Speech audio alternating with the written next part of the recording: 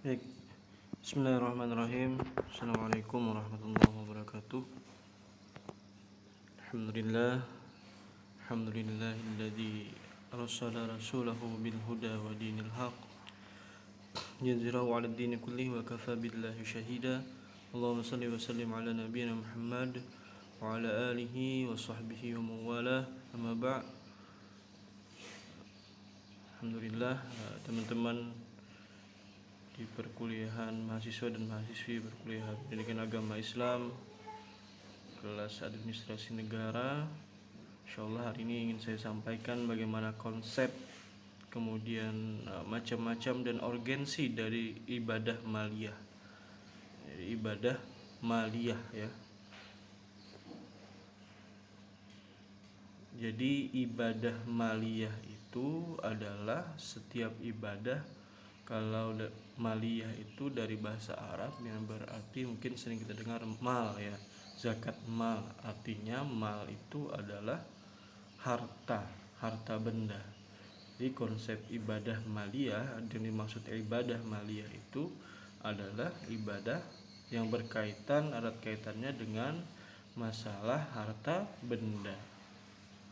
Jadi sebagai pengantar bahwa ibadah maliyah ini memiliki konsep. Kita sebagai manusia tidak akan pernah lepas dari harta ya. Karena harta merupakan kebutuhan bagi manusia. Manusia bekerja keras untuk mendapatkan ya kebutuhan, ya bentuknya harta. Dengan harta manusia bisa memenuhi kebutuhan primer, sekunder, tersier dan lain-lain. Nah, harta menjadi alat bagi seseorang mengabdikan dirinya kepada Allah. Ibadah dengan harta ini disebut dengan ibadah maliyah. Jadi ibadah maliyah ini ya konsepnya beribadah kepada Allah Subhanahu wa taala dengan jalan menggunakan harta benda. Dalam ibadah maliyah ini, ada 3 istilah yang biasa digunakan. Ketiga istilah tersebut antara lain adalah zakat, infak, dan sedekah. Jadi kita berfokus pada pembahasan zakat, infak, dan sedekah. Ini sangat pas momentumnya bulan Ramadan juga, dimana kita harus mengeluarkan zakat fitrah. Nanti kita bahas itu. Karena perbedaan istilah antara zakat, infak, dan sedekah ini, maka ada perbedaan dalam definisi hukum dan tata cara pelaksanaannya. Kalau zakat merupakan istilah untuk ibadah harta yang hukumnya wajib dan ketentuannya sudah tercantum dalam Al-Quran dan hadis. Kemudian infak merupakan istilah ibadah harta yang hukumnya wajib tetapi ketentuannya tidak dibuat oleh Allah dan Rasulullah. Jadi ada orang-orang yang infaknya wajib itu misalkan yang punya kelebihan harta di luar zakat ya. Kemudian sedekah adalah sebutan untuk ibadah harta yang hukumnya sunnah.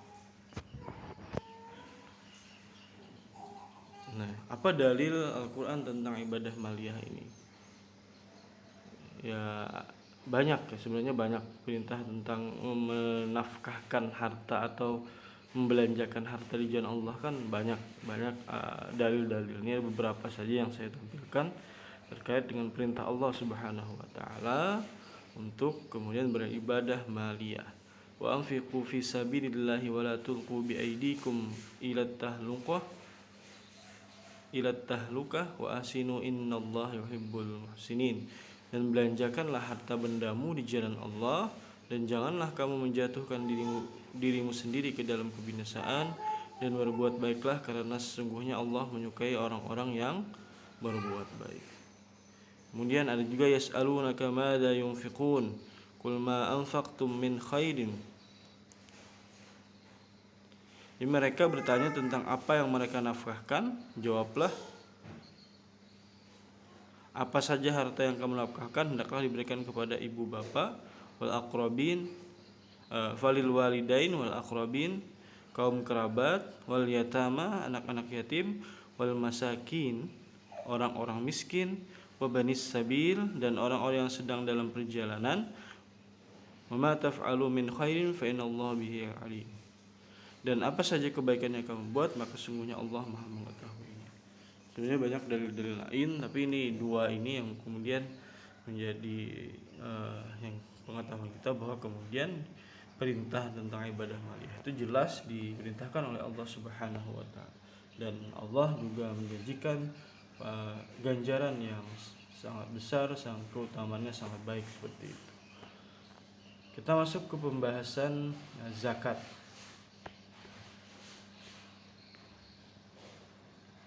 Kata zakat merupakan isim masdar dari kata zaka yang berarti berkah, tumbuh, bersih dan baik. Sedangkan menurut istilah para ulama mengartikan zakat adalah atau juz'in makhsusin min mali makhsusin biwad'in makhsusin wa ba'diha fi awqati makhsusatin limustahiqqah. Memberikan sebagian yang khusus dari harta yang khusus dengan ketentuan yang khusus, dan sebagiannya disalurkan pada waktu yang khusus pula untuk yang berhak menerimanya atau mustahik zakat. Jadi zakat ini punya pembagian khusus yang telah ditentukan dari harta yang khusus dengan ketentuan yang khusus. Hartanya pun khusus, ada ketentuannya ya. Dan sebagiannya disalurkan kepada waktu atau kemudian juga yang berhak menerimanya. Zakat. Ya. Sebagaimana kemudian definisi tadi, ada 5 unsur utama ya dalam zakat itu. Ada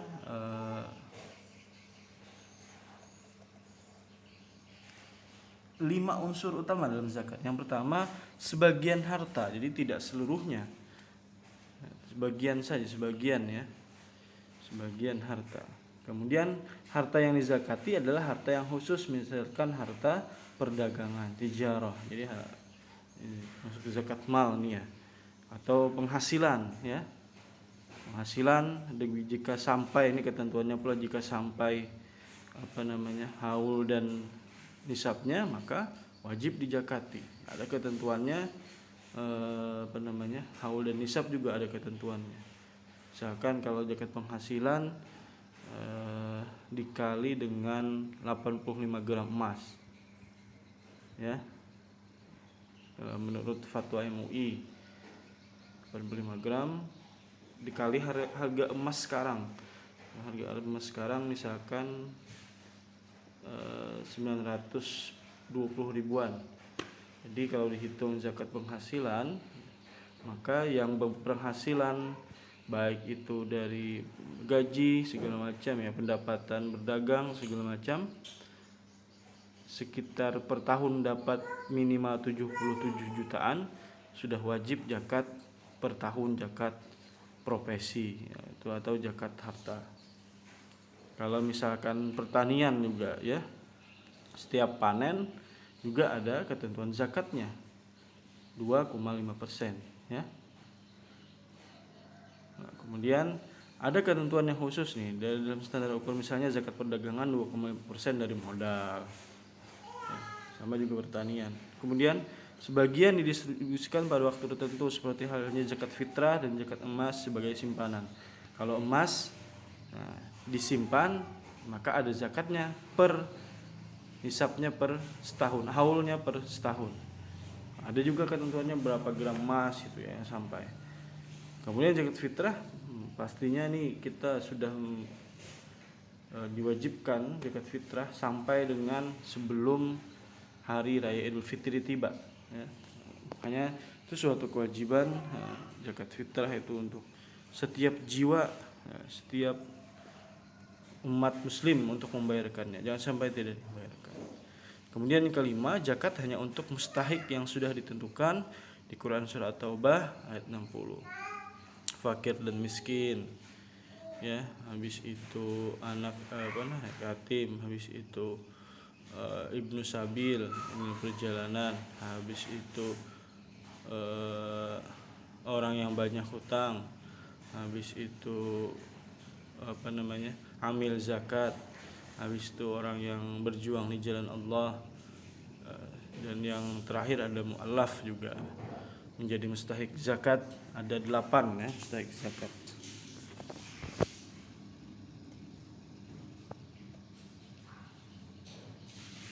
Macam-macam zakat. Nah, jadi pada prinsipnya para ahli fikih bagi zakat kepada 2 macam. Yang pertama adalah zakat fitrah dan yang kedua adalah zakat harta atau zakat mal. Nah, dalam fikih zakat ditentukan harta yang wajib dikeluarkan zakatnya al-amwal az-zakawiyah.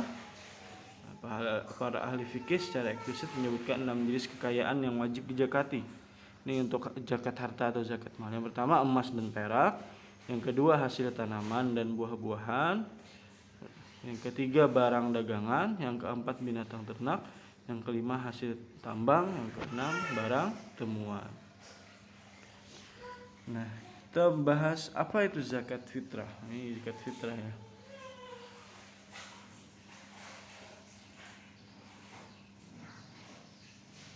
Sebelum ke situ ada juga pendapat pembagian lain, ada 9 ya, yang pembagian ini tadi ada 9, ini kan cuma 6. Kalau misalkan Profesor Dr. Yusuf Qardawi ya, ulama besar ini membagi kemudian 9 kategori. Yang pertama zakat binatang ternak, zakat emas dan perak, zakat kekayaan dagang, zakat hasil pertanian meliputi tanah pertanian, zakat madu dan produksi hewani, zakat barang tambang dari hasil laut, zakat investasi pabrik, gedung dan lain-lain, zakat pencarian jasa dan profesi, kemudian zakat saham dan obligasi.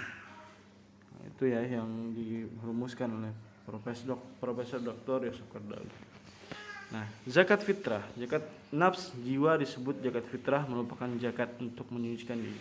Jadi pada prinsipnya zakat fitrah itu tujuannya untuk tazkiyatun nafs, menyucikan diri.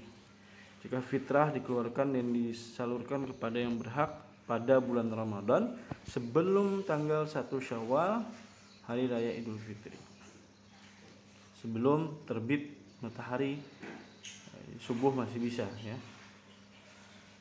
Kemudian zakat ini dapat berbentuk bahan pangan atau makanan pokok sesuai daerah yang ditempati maupun berupa uang yang nilainya sebanding dengan ukuran harga bahan pangan atau makanan pokok tersebut.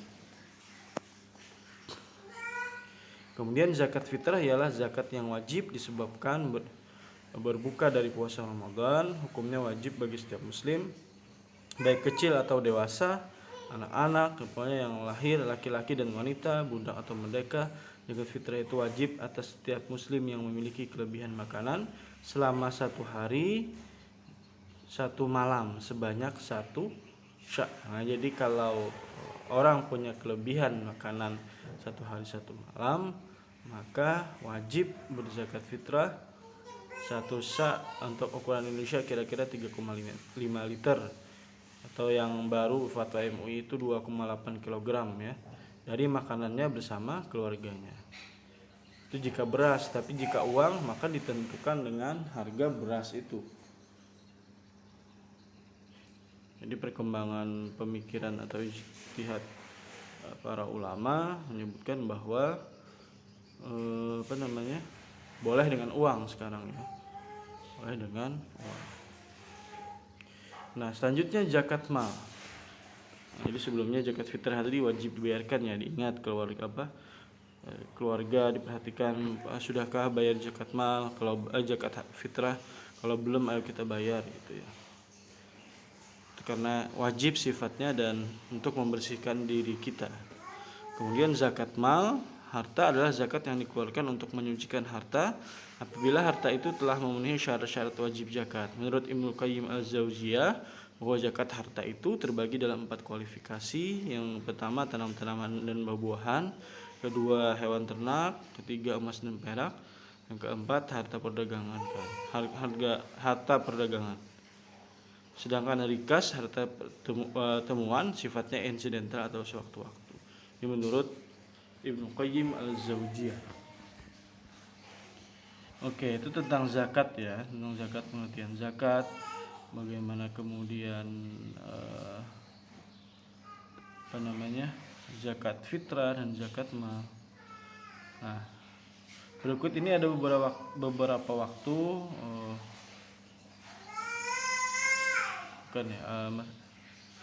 Nah, berkaitan dengan zakat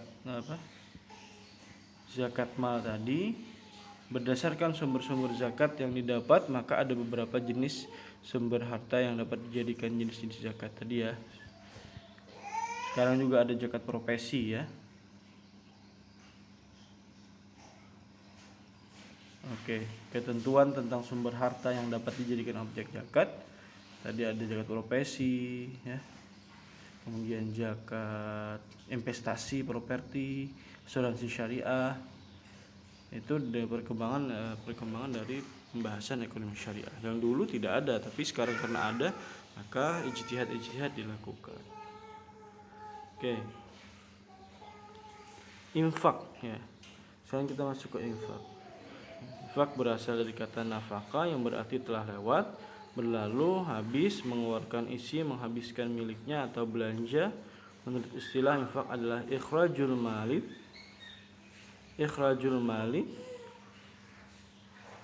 at-thaibi fit ta'ati wal mubahat. Mengeluarkan harta yang thayyib. Ikhrajul mali thayyib ya. Mengeluarkan harta yang baik, thayyib, dalam ketaatan, fit ta'ati, atau hal-hal yang dibolehkan, wal mubahati. Perbedaan antara infak dan zakat terletak pada standar ukuran, waktu dan mustahik. Jika zakat sudah tertentu sebagaimana 5 unsur utama zakat, maka infak tidak ditentukan standar ukuran, waktu penunaian atau mustahiknya, tidak terpaku ya. Sebagaimana di mustahik zakat di Quran surah Taubah ayat 60. Jadi kalau infak ya tidak ada ketentuannya, tapi kemudian sangat dianjurkan oleh Allah Subhanahu wa taala. Bahkan bersifat wajib bagi yang kemudian punya banyak kelebihan harta. Infak di luar zakat ya. Nah, sekarang sedekah. Sedekah berasal dari kata as-sidqu yang berarti benar, jujur. Falsafahnya sedekah merupakan bukti bahwa seorang memiliki keyakinan akidah yang benar, jalan hidup syariah yang benar, dan perilaku akhlak yang benar. Selain itu, sedekah adalah manifestasi kejujuran seorang dalam kepemilikan harta. Menurut istilah ma ta'ala wajhid taqarrubi ila Allah taala, sesuatu yang diberikan untuk mendekatkan diri kepada Allah taala. Jadi sedekahnya sifatnya sunnah, tapi kemudian sebagai manifestasi bukti bahwa seorang hamba yang benar-benar berkeyakinan kepada Allah Subhanahu wa taala, dengan kemudian memberikan dengan rela hati berharap keridhaan Allah Subhanahu wa taala. Sedekah boleh dengan barang-barang ya, sebagaimana disebut, bisa juga dengan apapun yang dimiliki. Bahkan kita sering dengar senyum adalah sedekah ya. Jadi seluruh kebaikan itu sifatnya sedekah. Rasulullah bersabda, kullu ma'rufin sedekah, setiap kebaikan itu bernilai sedekah. Hadis riwayat Bukhari. Atau ada juga Rasulullah bersabda, la tahkiranna minal ma'rufi syai'an walau talaqa akhaka biwajhi talqi. Janganlah kamu menyepelekan kebaikan sedikit pun walaupun kamu bertemu saudaramu dengan wajah sumringah. Senyum adalah sedekah, benar itu. Itu hadis riwayat Ibnu Hibban ya. Tabassum kafi hadisnya itu tabassum kafi wajhi akhihi kalaka sadaqah. Senyumanmu terhadap wajah saudaramu bernilai sedekah. Oke. Setelah membahas zakat, sedekah, habis itu tadi infak ya.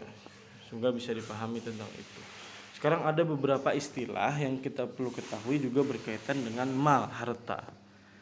Nah, yang pertama adalah fidyah. Fidyah perlu diketahui ini. Menempatkan sesuatu pada tempat lain sebagai tebusan artinya, baik berupa makanan atau lainnya. Fidyah juga berarti kewajiban manusia mengeluarkan sejumlah harta untuk menutupi ibadah yang ditinggalkannya. Fidyah puasa misalkan. Ini bagi perempuan ya, atau laki-laki juga bisa, dalam artian fidyah ini karena ada uzur syar'i, ada halangan dalam kemudian berpuasa, maka gantinya bisa dengan fidyah. Wajib karena kepayahan dalam melakukan puasa Ramadan, misalkan seperti kita saat ini, sebagai salah satu rukhsah atau dispensasi, yang kemarin kita bahas rukhsah ya, keringanan yang diberikan oleh Allah kepada mereka, karena Allah Subhanahu wa taala tidak membebani hamba-hambanya melainkan sesuai dengan kemampuannya. Misalkan yang hamil, menyusui, maka diperbolehkan kemudian bayar fidyah dan tidak mengerjakan puasa. Bagaimana takarannya? Fidyah kemudian hitungannya berapa sehari kita makan, maka seitulah yang dikeluarkan untuk niatnya memberi makan fakir miskin. Tapi kemudian yang lain selain fidyah ada istilah qada kalau puasa ya.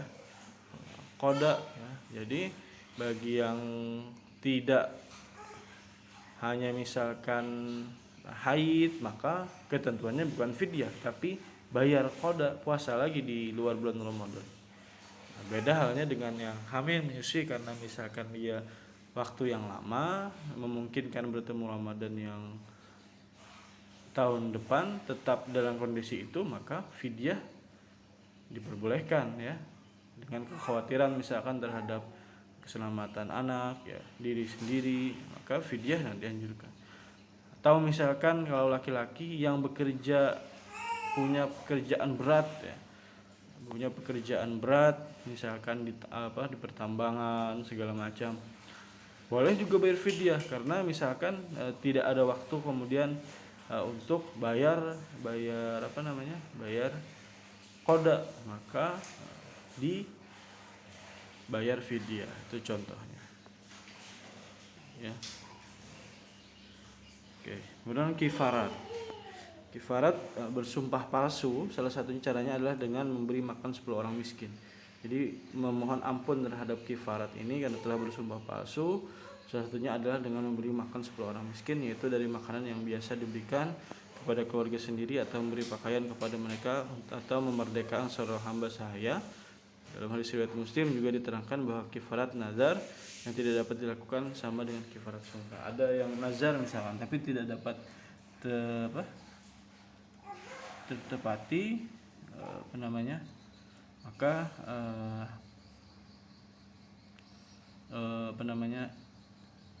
boleh diganti dengan kifarat, memberi makan 10 orang fakir miskin. Oke, itu kifarat ya.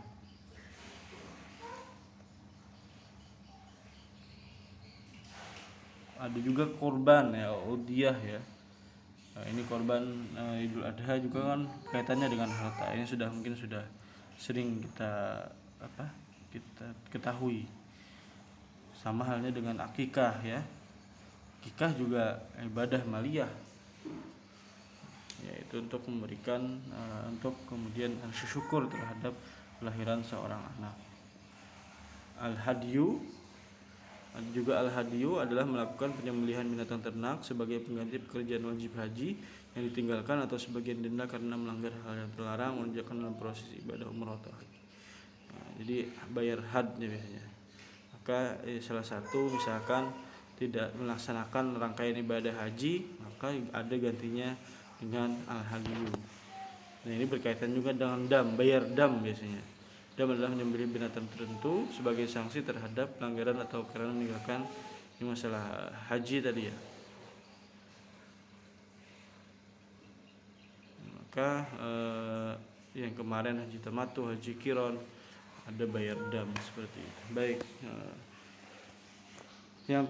Yang perlu di sini dipahami lagi bahwa urgensi ibadah maliyah itu bukan sekedar hanya dalam hal ini harta kita berkurang, tidak, tetapi banyak hikmah yang bisa diambil. Kemudian Allah telah mensyariatkan itu, pasti ada maqasidus syariahnya, tujuan-tujuannya.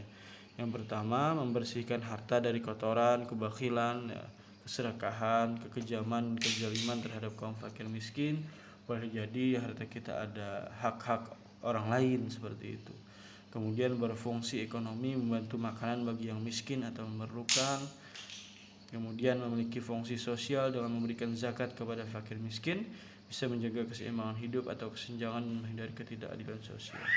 Yang keempat, memupuk rasa kasih sayang dan kecintaan orang kaya, agniya, kepada yang tidak memiliki harta sehingga terjalin keterpaduan antara orang miskin dan orang kaya. Yang kelima, mengikis segala bentuk kejahatan yang bisa terjadi dalam masyarakat akibat kesenjangan dan ketidakadilan sosial. Jadi kalau tidak ada konsep ini, boleh jadi yang ada konsep ini saja masih banyak pencurian, perampokan ya. Dengan konsep ini sebenarnya memulihkan ekonomi ya, membantu yang tidak mampu. Itu urgensi yang sangat-sangat penting terhadap ibadah maliyah. Oke teman-teman, itu yang dapat saya sampaikan. Silahkan jika ada yang ditanyakan, silahkan tulis di kolom komentar. Terima kasih. Yang benar dari Allah, yang salah dari saya pribadi. Subhanakallahumma bihamdika asyhadu an la ilaha illa anta astaghfiruka wa atubu ilaik. Assalamualaikum warahmatullahi wabarakatuh.